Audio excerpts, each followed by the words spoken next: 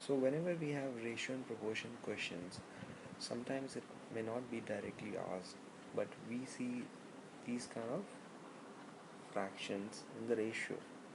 So as we know, if we write down these enough without the form of the fraction, it goes very easy. So one of the favorite form to write this is to find the LCM of the denominator and then just multiply with the number and you will get a simple plain number. So what if you don't want to do that?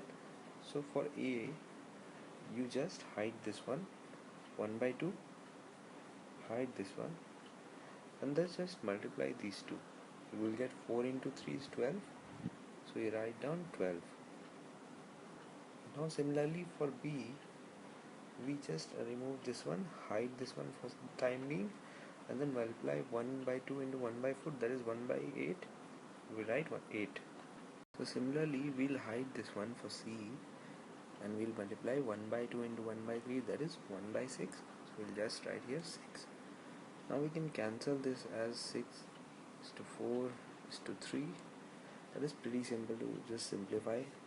And now we can see A is to B is to C ratio is 6 is to 4 is to 3.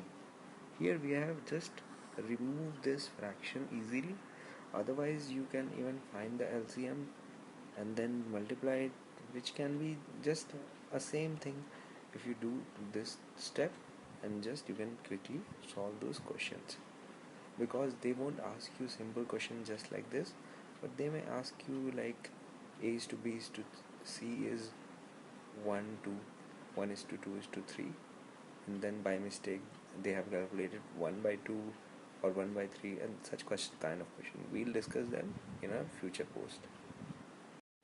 Now think if you have a question like this and you need to simplify. See, the question is not based more on simplification, but for our ease we can just remove these fractions and convert into a same simple proper like a straight ratio, which will help us in our future calculation in any question. So how to do this? We will just write them.